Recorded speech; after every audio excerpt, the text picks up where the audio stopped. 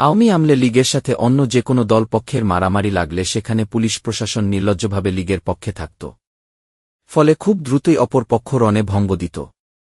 কিন্তু বর্তমানে পুলিশ প্রশাসন বিভক্ত, কোনো রাজনৈতিক দলের একক দৌরাত্ম্য নেই আপাতত, ডেডিকেটেড মারমুখী কর্মী সংখ্যা কাছাকাছি পরিমাণের, সব মিলিয়ে ছাত্রদল ছাত্রশিবির যদি এই মুহূর্তে মুখোমুখি হয়, নিশ্চিতভাবে বলা যায় কোনো পক্ষই সহজে পেছাবে না।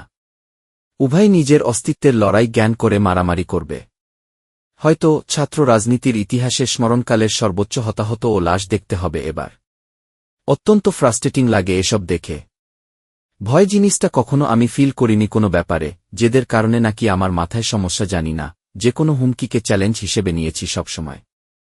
কিন্তু নিজের ভাইদের যখন দেখি একে অন্যের রক্তের নেশায় মাতে, তখন সত্যিকারের ভয় লাগে, আতঙ্ক লাগে, সবচেয়ে বেশি হতাশ লাগে। এখানে যে পক্ষই ক্ষতিগ্রস্ত হোক, সে তো আমার ভাই, 6 মাস আগেও একসাথে টিয়ার গ্যাস রাবার বুলেট খেয়েছি।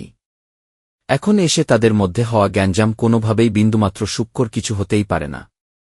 ছাত্রদল ও ছাত্রশিবির যেভাবে নিজ নিজ অফিসিয়াল প্যাডে একে অন্যের নাম উল্লেখ করে দেয়, আরোপ ও হুমকিধামকি দিচ্ছে, এটা খুব খারাপ ভবিষ্যৎই ইঙ্গিত করছে সামনে। আমার মনে হয় এদের প্যারেন্ট সংগঠনের সিনিয়রদের হস্তক্ষেপে ঝামেলা মিটিয়ে ফেলা অতি জরুরি এবং একান্ত অপরিহার্য। আল্লাহ সবাইকে হিফাজত করুক, সঠিক জ্ঞান বুঝ দিক। আমিন।